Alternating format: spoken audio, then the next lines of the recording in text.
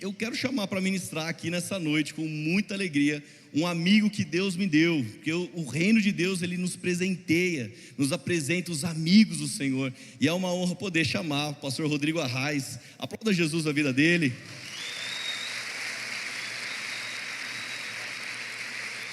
Aleluia. Gente, que honra receber esse homem de Deus aqui. Faz muito tempo que a gente está programando isso, né? Daí teve a pandemia, as programações foram mudando. Mas sabe, gente, o pastor Rodrigo Arraes, ele caminha, para vocês terem uma ideia, com o Mark Schubert há muito mais tempo que todos nós aqui da Poema, desde... Cara, eu tinha 16 anos. Tinha 16 anos, faz tempo, gente. Se ele tinha 16 anos, faz muito tempo isso. Mas eu vou deixar ele falar, estenda as suas mãos sobre a vida dele. Senhor Jesus, muito obrigado. Eu creio, Senhor meu Deus, numa noite em que cada mensagem, a cada domingo tem se conectado. O Senhor tem nos apontado para uma estação tão fresca, Senhor.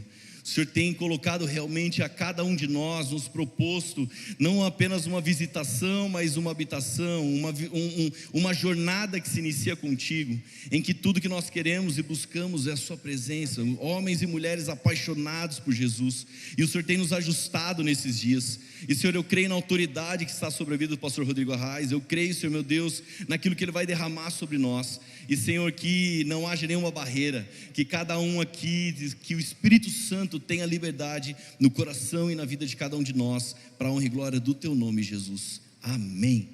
Amém. Obrigado, meu amigo. Amém. Glória a Deus. Tem alguém feliz aí? Amém. É uma honra estar com vocês aqui nessa noite. Como o pastor Henrique disse, eu sou ali de São Luís do Maranhão, bela capital maranhense, e está todo mundo convidado para me visitar lá. Vou hospedar vocês na casa da minha sogra. Fica tranquilo, pode ir sem medo, ser feliz. Lá pastoreio junto com a minha família já há 33 anos a Igreja Batista do Angelim, uma grande igreja na capital, e a gente está lá hoje fazendo de tudo um pouco, o tempo todo. Tem um filme novo, eu assisti essa semana, chamado Tudo ao Mesmo Tempo, em Todo Lugar. É mais ou menos um resumo do trabalho pastoral.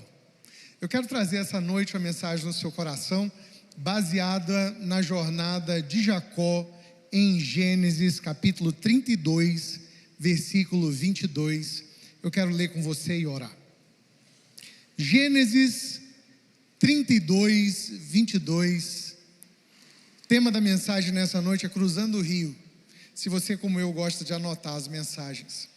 Diz assim a palavra do Senhor: Naquela noite, Jacó levantou-se, tomou suas 2 mulheres, suas 2 servas, seus 11 filhos, para atravessar o lugar de passagem do Jaboque. Depois de havê-los feito atravessar o ribeiro, fez passar também tudo que possuía, e Jacó ficou sozinho. Então veio um homem que se pôs a lutar com ele até o amanhecer. Quando o homem viu que não poderia dominá-lo, tocou na articulação da coxa de Jacó, de forma que lhe deslocou a coxa enquanto lutavam. Então o homem disse: Deixe-me ir, pois o dia já desponta.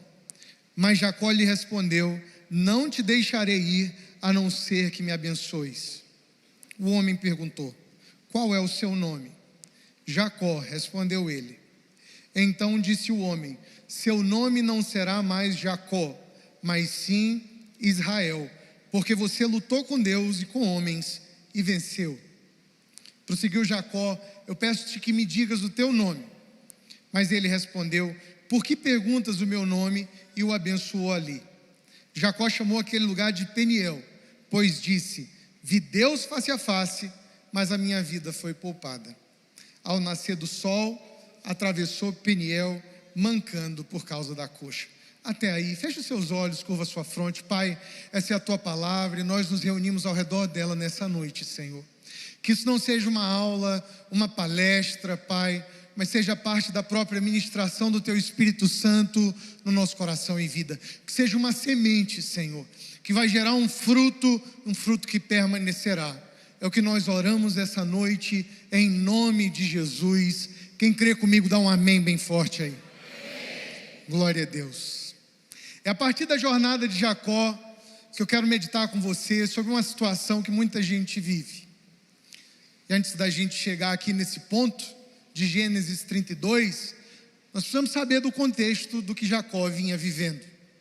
Você sabe, se você participou da EBD, Escola Bíblica Dominical, ou mesmo ouviu a história antes, da confusão que Jacó tinha na família. Aqui ele era um homem em fuga. Ele estava um tempo vivendo com seu tio. Capítulos atrás você vai encontrar ele numa situação amorosa, complicada, que dava uma novela da Record. Ele apaixona por uma mulher, tem que trabalhar 7 anos por ela, casa com ela, e aí, no outro dia de manhã, descobre que não era ela, era a irmã dela. Aí ele tem que trabalhar mais 7 anos pela mulher que ele queria de verdade. Só que agora o problema não acaba, porque ele casa com a mulher que ele queria de verdade e ela é infértil. E a que ele não ama, lhe dá muitos filhos e tenta com os filhos conquistar o seu amor. Ou seja, Jacó está vindo de confusão em confusão, ele está em fuga, talvez buscando no sentido de vida, mas certamente ele não está vivendo o que Deus quer que ele viva, o projeto de Deus para a vida dele. Ele não é quem Deus o criou para ser. Depois de muita confusão, finalmente Jacó sente um chamado para voltar.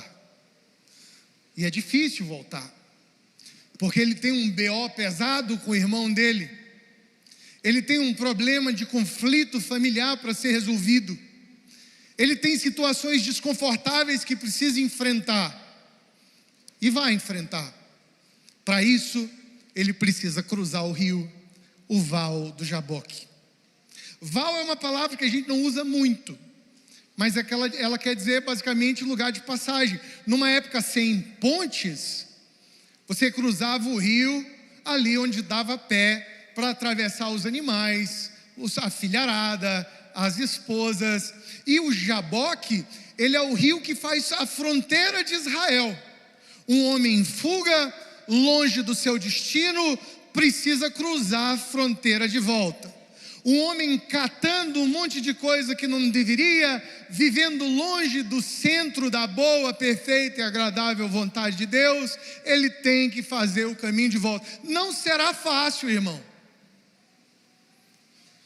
Muitas vezes, porque é difícil, muita gente prefere viver no caos, na confusão, no caos familiar, espiritual, emocional, e prefere ficar nesse lugar de confusão do que fazer o caminho de volta e enfrentar o conflito que é resolver seus problemas, voltar para ser a pessoa que Deus o criou para ser. Você já teve um período de caos na sua vida?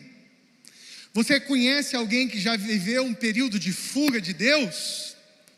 Quando a gente está vivendo em fuga de Deus, quando a gente não está vivendo aquilo que Deus tem para nós, é muito fácil se envolver com o que não é nosso, é muito fácil buscar o amor e o reconhecimento de pessoas que não tem nada a ver, é muito fácil sair catando o que a gente não deve, ou que não é nosso. E eu gosto de contar histórias. Eu tenho uma história que exemplifica muito bem isso, de como que a gente às vezes pega o que não deve, quando nossas emoções não estão no lugar certo.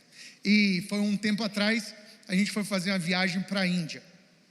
Então montamos uma equipe, 20 dias na Índia, pegamos o voo, encontrei parte da equipe aqui em Guarulhos, para embarcar para Mumbai, e de lá para Nova Delhi, um monte de lugar na Índia.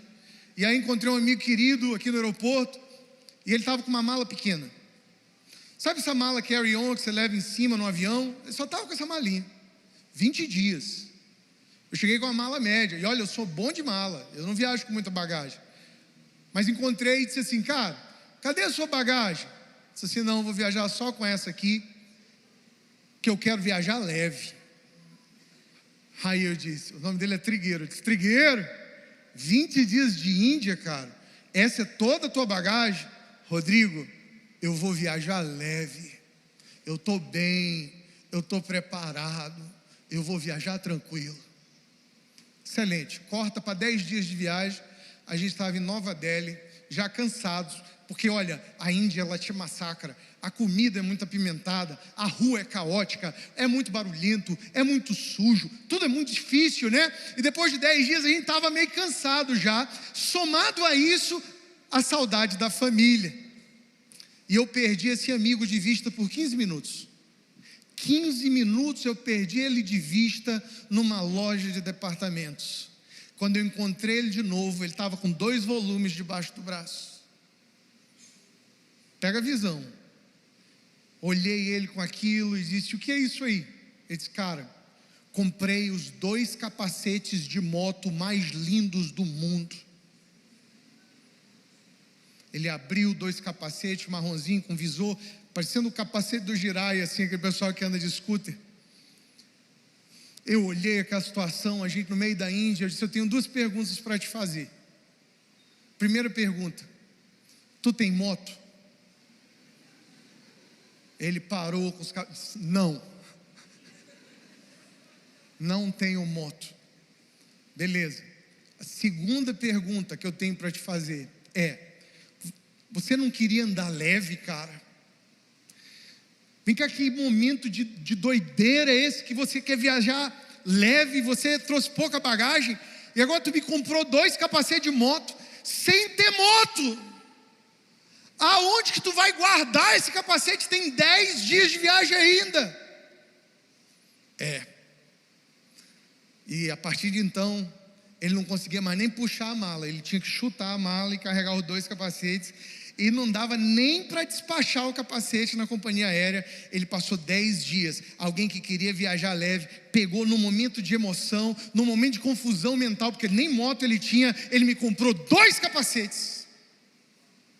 Aí você está rindo aí, mas fora da vontade de Deus, quanta pessoa errada você já não namorou, quanto negócio ruim você não já abriu, quanta célula você começou e fechou, quanto ministério você envolveu e abandonou, quanta coisa você falou que ia fazer e não fez.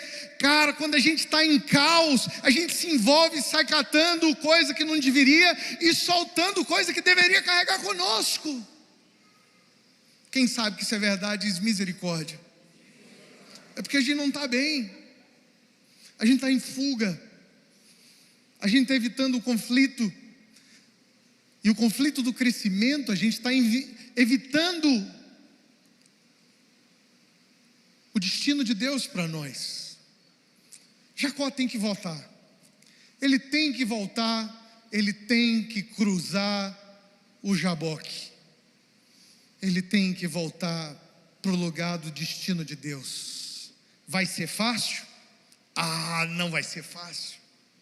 A Bíblia diz que ele chega na fronteira de Israel, no rio, e ele passa a sua família, ele passa os seus animais, e ele fica sozinho. Alguns teólogos chamam momentos de solidão com Deus, de luta, de retorno, da noite escura da alma.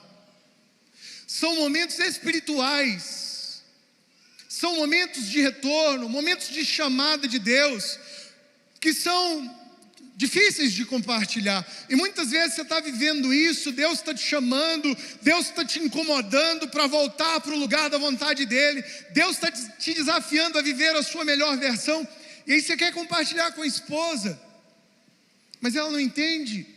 Você quer compartilhar com o marido, mas ele não consegue entender. Você compartilha com um amigo e ele diz assim: cara, mas por que você está assim? Você tem tudo. Por que você está insatisfeito? Te vai tudo bem. Mas é interno. É Deus que está operando em você. É Deus que está dizendo: tem muito mais. Você está no lugar errado. Você sabe que deveria estar fazendo e não está. Você sabe que não é a pessoa ainda que eu te criei para ser. Você sabe que eu quero fazer ainda muito mais em você e através de você. E essa é uma luta interior.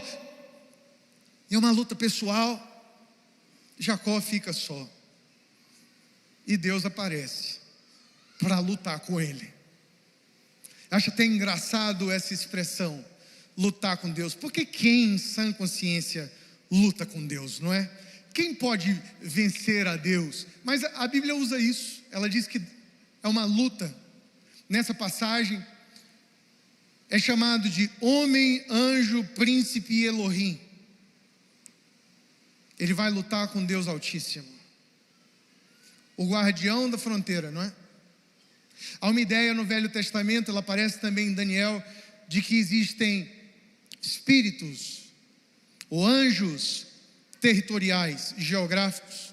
Você encontra isso em Daniel na oração, quando o príncipe da Pérsia luta e impede por um tempo da resposta chegar. Aqui é um lugar de fronteira, e na fronteira ele vai ter que lutar com Deus, porque ele chega ali de um jeito, você está entendendo? Mas ele vai cruzar aquela fronteira se perseverar, e já não será mais a mesma pessoa. Deus vai deixar ele entrar, mas antes vai transformar ele. É por isso que muita gente demora a voltar, ou muita gente prefere viver no caos, porque vai ter que enfrentar Deus. E essa é uma luta boa. Eu fui pastor de jovens muitos anos da minha vida, e há um problema nessa geração. Não é que não existia antes, mas nessa geração ela está acentuada, que é a ideia errada de que tudo que é bom é prazeroso.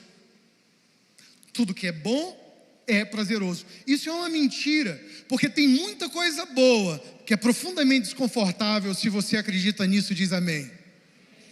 Tem coisa boa e que não é prazerosa. Tem coisa boa, mas é desconfortável. E esse é o processo de crescimento, você concorda comigo? Para entrar, para voltar para o destino em Deus, para ser a pessoa que ele nasceu para ser, que Deus o fez para ser, vai ter desconforto, porque vai ter luta. Mas não é uma luta de castigo, é uma luta de crescimento, é uma prova espiritual. Quem aqui tem filho? A gente precisa às vezes trazer os nossos filhos para o desconforto, para a luta, para que eles cresçam. Você concorda comigo?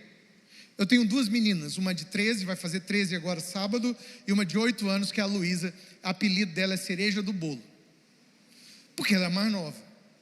Então, cereja do bolo, eu comprei uma cama para mim bem grande, e aí quando ela olhou, ela disse: oba, cama da família. Isso nada a ver, cama da família não. Tem king size, que é a cama do rei, queen size, que é a cama da rainha, mas não tem family size.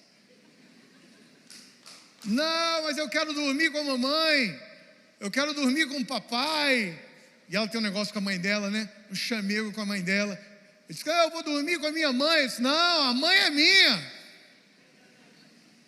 A tua mãe é minha. Larga minha mulher de mão.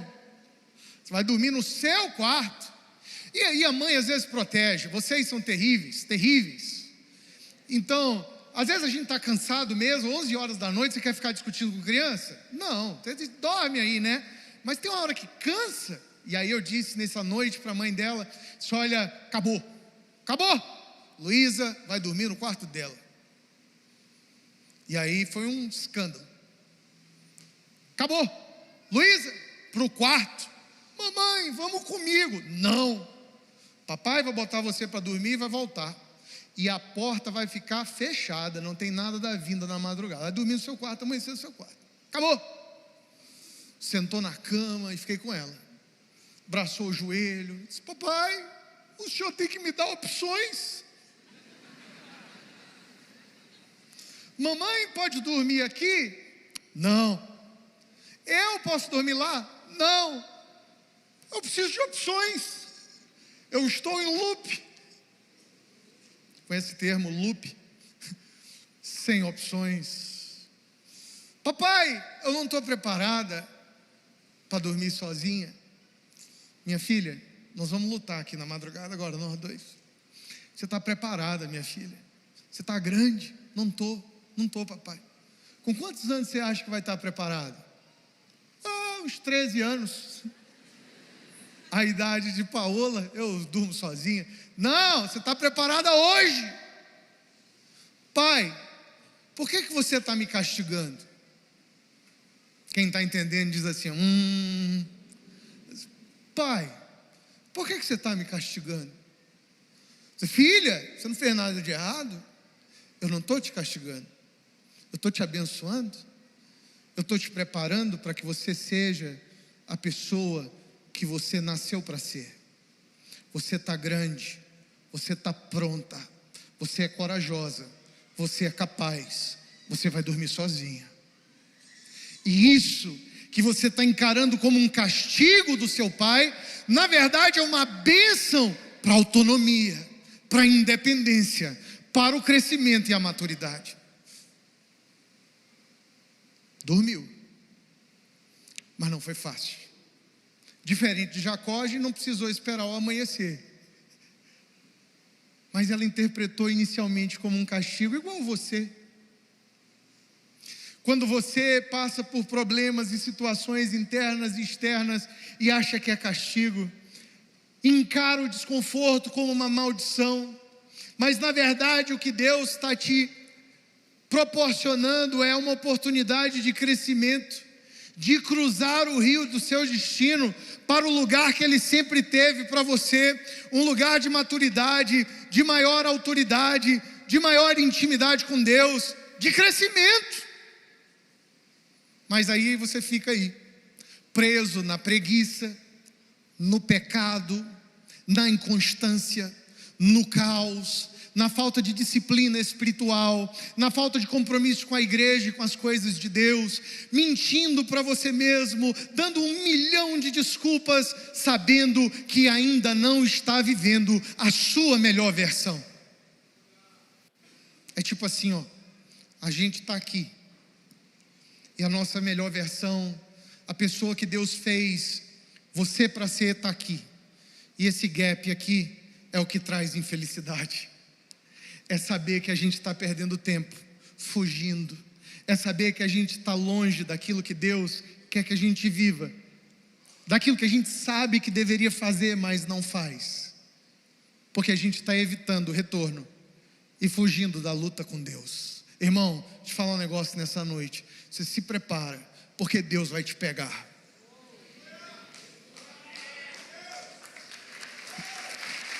Aleluia. Atravessa o rio. A Bíblia diz que eles se encontram lá, lutam a noite toda, não é isso? Noite toda. E me impressiona o espírito de Jacó, porque ele agarra o homem, Deus Altíssimo, o príncipe, o anjo, e diz assim: não te deixo ir. Estamos agarrados nós dois aqui, nós vamos rolar. Estou abraçado contigo, não sairás daqui enquanto não me abençoares. É interessante que no texto, quando ele é abençoado com um novo nome, Deus diz assim: você lutou com Deus e com os homens e venceu. E é claro que essa vitória, não é a vitória como a gente imagina que tenha sido, na verdade é a vitória da perseverança, diga amém. Ele não venceu Deus, porque é impossível vencer Deus, Deus é o invencível, mas ele venceu no sentido de que não desistiu. Ele estava nesse confronto com o divino a noite toda, até que a sua identidade fosse mudada, até que uma bênção viesse. Porque é muito fácil desistir, você concorda comigo? Tem muita gente, aqui não, mas lá na igreja com certeza, que começa a lutar com Deus, e as coisas começam a desenrolar, ou mesmo por um período dificulta, e ele está ali nessa interação com Deus, mas aí fica muito mais fácil voltar para os hábitos do passado, fica muito mais fácil voltar para o pecado, fica muito mais fácil voltar para as práticas lá, antigas, não é? Do que perseverar na luta, do que receber finalmente uma nova identidade. Então a pessoa fica, um mês no céu, um mês no inferno, um mês no céu, um mês no inferno, e nunca dá tempo dos processos concluírem. Jacó não, ele fica até o fim. Há uma bênção para quem fica até o fim, há um crescimento para quem fica até o fim, há uma herança para quem fica até o fim. Ele vai entrar na terra prometida. Me impressiona o fato de Deus perguntar para ele: qual é o teu nome? Você chegou aqui com que nome? Quem é você até o rio? Porque depois que você cruzar, irmão, depois da luta, você nunca mais será o mesmo.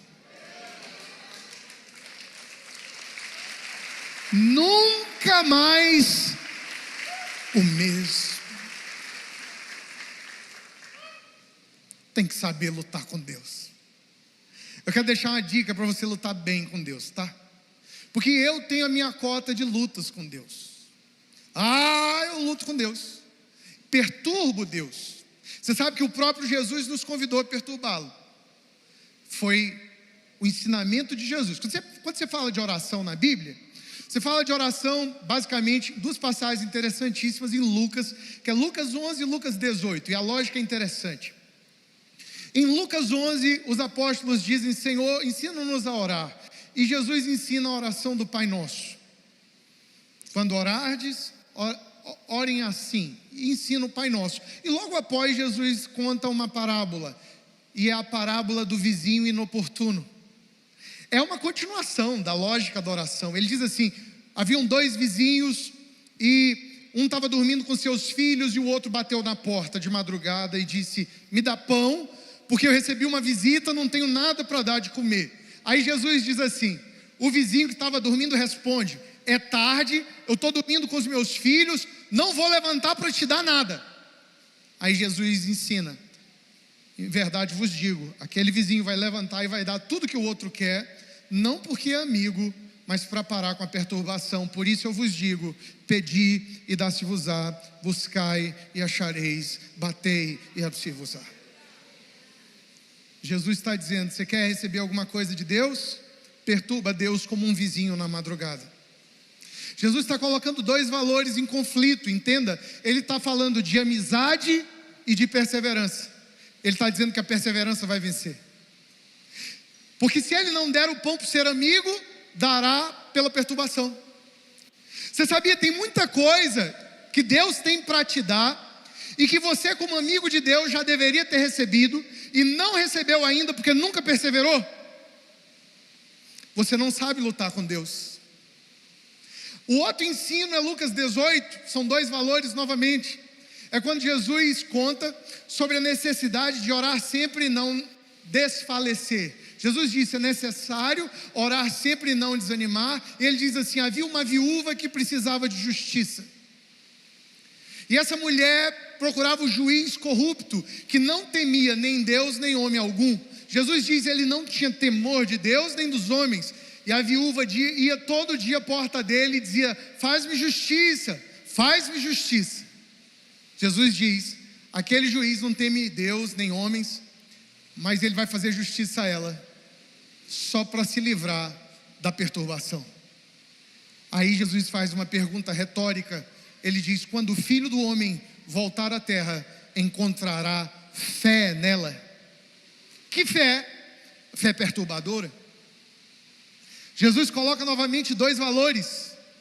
Ele coloca justiça e perseverança. Ele diz que tem muitas coisas na minha e na sua vida que são justas que aconteçam. Seria justa que acontecesse, mas não aconteceu ainda, porque nós não alcançamos a medida de perseverança necessária na nossa luta com Deus em oração. Quem está entendendo diz amém. Então, amizade, perseverança, perseverança. Justiça, perseverança, perseverança. Mas a gente desiste da luta e por isso a gente não cresce. Tem que lutar com Deus. Tem que saber lutar com Deus. Anos atrás eu voltei a fazer esportes, 30 e poucos anos, e resolvi voltar para as artes marciais, coisa que eu fazia quando eu era criança. Foi uma péssima ideia. Não recomendo. Há uma idade para se apanhar, entendeu? Depois, tá bom. E aí voltei para o judô, e com dois senseis muito legais da cidade, que eu respeito e gosto, e comecei a treinar. E aí, de forma, assim, irrefletida, apareci lá no dojo uma terça-feira à noite para treinar. Eu não sabia, era o treino da galera fera, seleção maranhense, os caras bons, né? Graduado. Vocês eram da igreja? Aí ele disse: Rodrigo, bem-vindo. Hoje é um treino diferente, é um pessoal mais graduado, mas eles são experientes. O bom é que você não vai se machucar. Mas assim, treina com eles também é ótimo. Você é alto e pesado, então eu posso te usar para treinar com eles. Beleza, vamos aquecer. Quem já fez esse treino sabe, a gente fica correndo lá no tatame para aquecer um pouquinho, e aí corri, tudo já em intercessão, não é verdade? Só gigante e tal. E aí, primeiro exercício era exercício de projeção, que no judô é muito comum, né? Um projeta, cai, o outro projeta o outro. E aí me colocaram com um rapaz, campeão tal, maranhense, nunca mais vi, mas nunca mais esqueci o nome dele também, é Caio, porque quem machuca a gente não esquece. E aí, era Caio o nome dele, eu acho que ele tinha 1,90 m, 1,80 m e tanto, pesado, grande. E, bem, eu alto, fiquei com ele. E aí era o seguinte, eu tinha que jogar ele, e ele depois me jogaria. Ele disse, começa você. Eu voltando, irmão, peguei ele aqui, fiz o melhor que pude, entendeu? Entrei aqui, ó, joguei ele no chão, ele caiu de boa, levantou, faixa marrom na época. Aí ele puxou meu kimono, me ajeitou todinho, disse assim, fica soltinho. Flash, eu estava no chão, entendeu? Mas foi uma porrada tão violenta, uma pancada forte, que o CC gritou, vai matar o pastor. Irmão, levantei, orgulho ferido, agora ele vai ver. Fiz o meu melhor, irmão, fiz o meu melhor, mas o meu melhor não era nada. Joguei ele no chão lá, mesma coisa que nada. Ele levantou de novo. Bem, ele estava treinando para a seleção, correto? Puxou meu kimono, olhou no meu olho, eu já triste. Ele só dizia assim, fica soltinho. Porque é um perigo se você endurecer, você quebra um braço, correto? Você tem que saber cair, né? Você tem que cair direito, é uma das primeiras lições do judô. Tá? Não fica duro. E era cada golpe, irmão, nunca apanhei tanto na minha vida como naquela noite. Sai ruim. Nunca mais voltei também, demorou para voltar. Mas eu tirei uma lição, e é uma lição que a gente aplica diretamente na nossa vida com Deus. Você quer saber a lição? Fica soltinho, irmão. Fica soltinho, irmão. Você tem que saber lutar com Deus, irmão. Você não precisa fazer muita coisa, porque quem tem a técnica é Ele não está ali para te matar, irmão, fica soltinho. Depende de Deus, você sabe por quê? Porque amanhã vai nascer, e quando amanhã nascer, da sua perseverança, virá a resposta de um novo tempo, uma nova identidade, um novo ciclo, uma graça renovada, uma bênção de Deus, uma autoridade. Se você recebe, dá o seu melhor, glória a Deus, seu melhor, aleluia. Aleluia!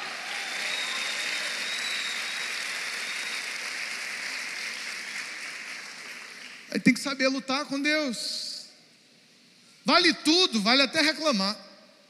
Tem uma história interessante, eu fui capelão militar por muitos anos, e é uma história interessante do setor de câncer, de um grande hospital, onde um homem que havia sido evangélico e sofria demais, ele passou uma noite blasfemando contra Deus, reclamando de Deus, sabe, chateado com Deus, em luta com Deus. E aí pela manhã, a visita da capelania diária, e aí o capelão veio passando, e ao visitá-lo no seu leito, o homem disse, capelão, não precisa nem se importar de vir aqui, porque eu passei a noite brigando com Deus, a noite reclamando com Deus, eu acho que já não tem mais jeito para mim. E o capelão disse, não, eu tenho que ir aí, porque diferente dos outros, você sabe o que você passou a noite fazendo? Ele disse, não, você passou a noite orando, porque orar é falar com Deus, e às vezes é abrir para Deus as nossas dores e reclamações.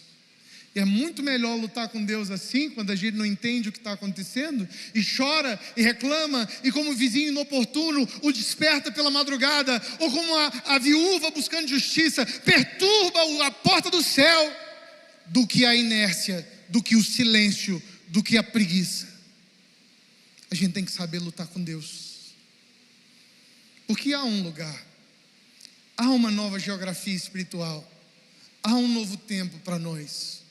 Há uma pessoa uma imagem eterna de quem Deus sempre quis que eu e você fôssemos, que está no coração dele, e Ele está nos chamando para lá.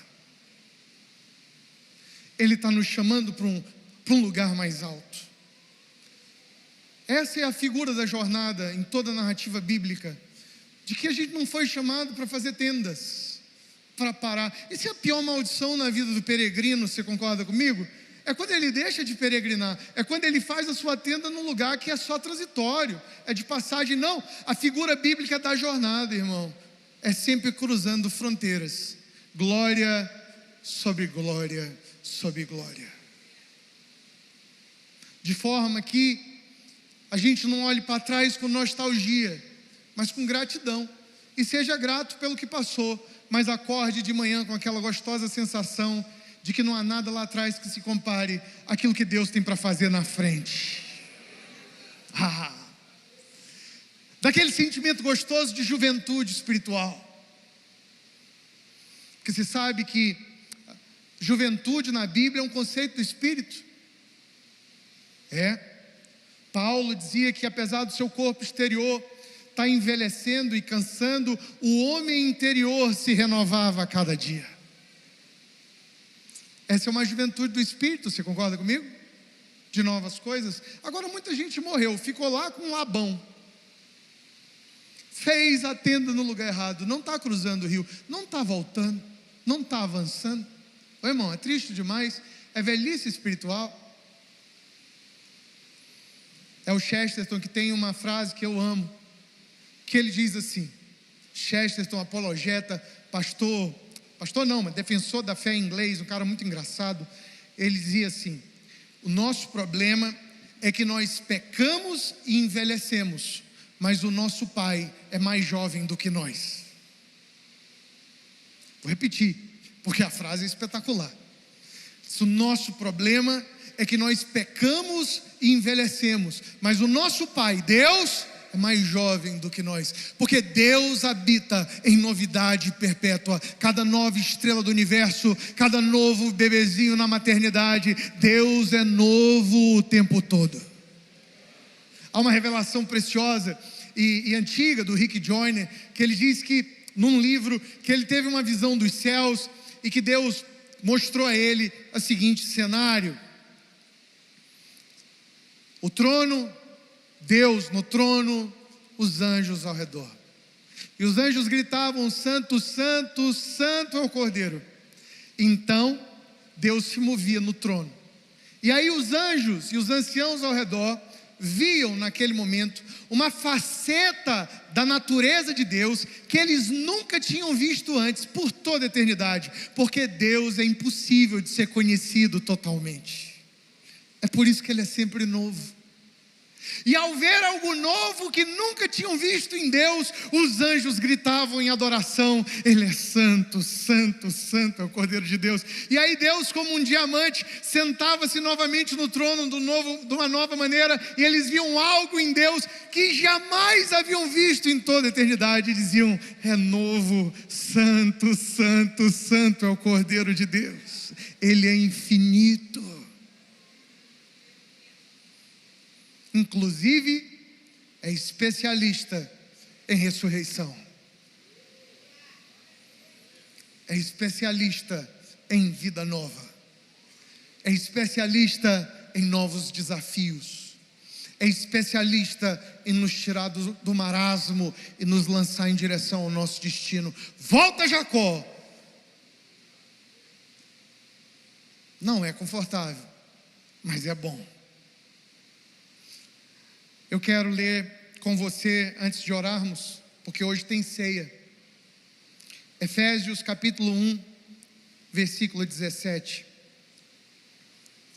Diz assim a palavra do Senhor: para que o Deus do nosso Senhor Jesus Cristo, o Pai da glória, vos conceda espírito de sabedoria e de revelação no pleno conhecimento dele, iluminando os olhos do vosso coração, para que você saiba qual é a esperança do seu chamado, qual a riqueza da glória da sua herança nos santos, qual a suprema grandeza do seu poder para com nós, os que cremos. Olha que interessante. Ele está dizendo: eu quero que Deus ilumine os olhos do seu coração, para você voltar a ver a esperança do seu chamado. Você foi chamado, irmão, para muito mais do que você possa imaginar. Você foi chamado para muito mais. Ele diz assim: eu quero que Deus ilumine os olhos do seu coração, para que você veja a riqueza da glória do que te espera, da sua herança. Se você cruzar, a riqueza da glória da herança, tem coisa boa vindo por aí. E ele diz assim: e a suprema grandeza do seu poder para com você, se você crer, para com você, os que creem. Mas tem que iluminar o olho do coração. Talvez você chegou aqui essa noite e você está em luta. Talvez ninguém saiba que você está em luta, mas você luta com dúvidas. Ou você está vivendo uma vida que você sabe, porque ninguém precisa te dizer, que é muito abaixo do que você sabe que Deus tem para você. Talvez você tenha chamado aqui nessa noite, chamado missionário, chamado pastoral, evangelista. Talvez você seja aquela pessoa que onde você chega, você é amado. E você sabe que Deus te levantou e te deu essa graça para falar dele, do amor dele em todo lugar. Mas você simplesmente se acostumou na confusão. Então o pecado te visita e você visita o pecado, e isso te envelhece. E você tem se sentindo desafiado. Talvez seja a idade que você vai fazendo, talvez é o momento da família, mas algo te incomoda aqui interior. E às vezes você pode pensar até que é do diabo, é alguma coisa ruim. Eu quero te dizer essa noite, talvez não. Talvez seja Deus na margem do rio, dizendo: vem, vem, vem, vem, cruza o rio, vem, vamos cruzar o rio, vem comigo. Eu vou ter que te encontrar, eu vou ter que arrancar algumas coisas suas, mas fica tranquilo, porque eu vou te dar algumas minhas. Eu vou ter que tirar o teu nome, mas não se preocupa, eu tenho um novo nome para você. Vem cruzar o rio. Você vai ter que arrumar seus problemas, você vai ter que enfrentar situações desconfortáveis.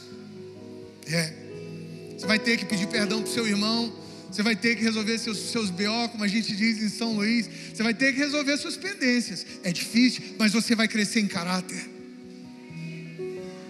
Você vai cortar o cordão umbilical das pessoas das quais você depende emocionalmente. Mas essa independência te fará crescer. Filha, você está pronta. Filha, você é corajosa. Filha, você está pronta para enfrentar mesmo aquilo que você acha que ainda não está pronta. Filha, o momento é esse.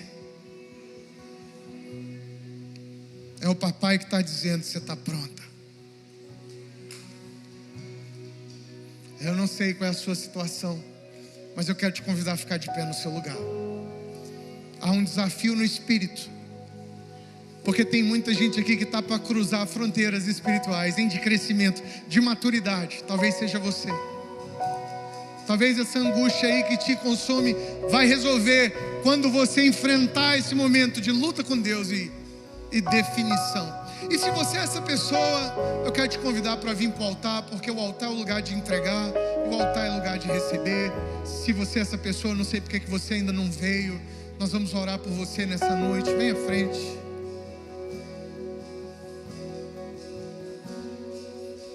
Tem gente aqui que vai começar a perturbar Deus de madrugada, hein? Eu sei que eu tenho perturbado Ele de vez em quando. Olá, Deus, sou eu aqui de novo. Olá, Deus, aqui estou eu de novo. Feche seus olhos, curva sua fronte.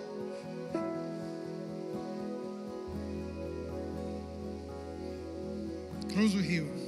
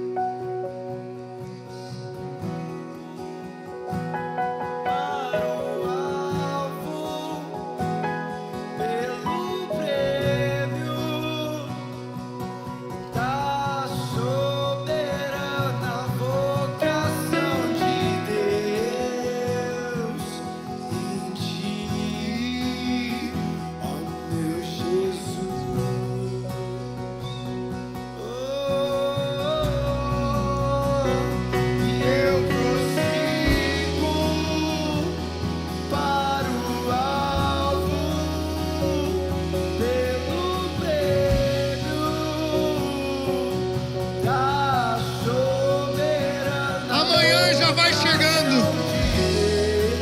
Não desista, não desista, não desista. Sim, Senhor. Ei, eu prossigo para o alvo. Sim, Pelo prêmio da soberana vocação de Deus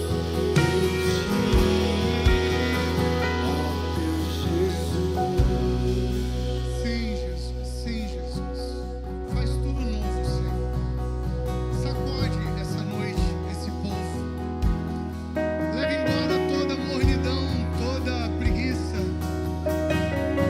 Que seja desfeita toda a tenda no lugar errado. Há um chamado para avançar. Deus, nós te encontramos na margem do rio, na noite escura, sozinhos, Pai. Eu e você. Não, Senhor, nós não vamos desistir. Nós vamos contigo até o amanhecer, Pai. Em busca da bênção, de um novo nome para um novo tempo, de uma autoridade renovada, Senhor, para uma nova missão, para o exercício de dons, Pai, da misericórdia, do amor, do serviço, para uma nova estação, Senhor. Oh Deus, assim como existem estações no natural, existem também as estações no Espírito. Ajuda-nos, Senhor, na mudança de estação. Ajuda-nos, Pai, na virada de estação. Oh Deus, tira-nos do nosso conforto, se necessário for. Ajuda-nos a crescer, Senhor. Deus, eu oro por cada homem e mulher, jovem, moça e rapaz aqui na frente, nas cadeiras. Eu não conheço, Pai, a vida e a realidade de nenhum deles. Mas eu te peço, Jesus, assim como o Senhor tem feito comigo, dá a eles a graça, ó Deus, de ver nos teus olhos o convite para mais, de ver em teus olhos o convite para uma vida mais excelente, mais alta, mais nobre, em maior autoridade, graça e poder, Senhor. Oh Deus, ajuda-nos a ver a esperança do nosso chamado, a riqueza da glória, Pai.